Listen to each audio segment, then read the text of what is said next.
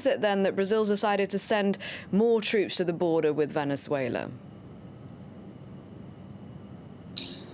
These 120 troops that the Brazilian army is sending to the border are really to help manage the situation there.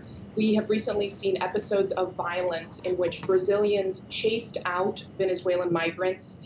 2 weekends ago, over 2,000 of them fled back to Venezuela because a Brazilian mob was burning their camps. So the army is there to make sure everything is moving as should be on the border. They're not there to close the border completely.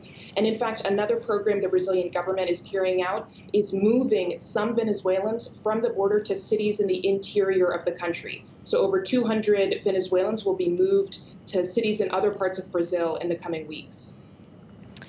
So, Catherine, as you mentioned, we've seen violence then on the border, but how does the general population in Brazil feel about taking in Venezuelan migrants, and just how many are we talking about?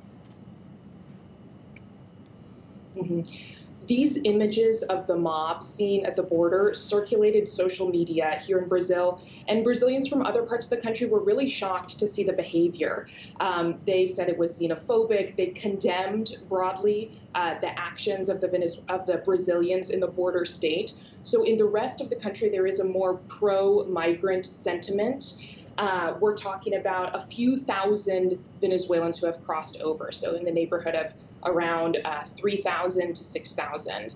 And it's far fewer than Venezuelans have moved to other countries in the region, but it's still significant. There's a divide in the Brazilian government about how to deal with the issue. The president is very adamant that the border should stay open, whereas lawmakers from the border state are more concerned and have a more anti-migrant sentiment. And in fact, the leader of the government in the Senate resigned from his position as leader of the government coalition over this exact issue. He's from the border state. He thinks the border should be closed. All right. Thank you very much indeed for that update from Rio de Janeiro.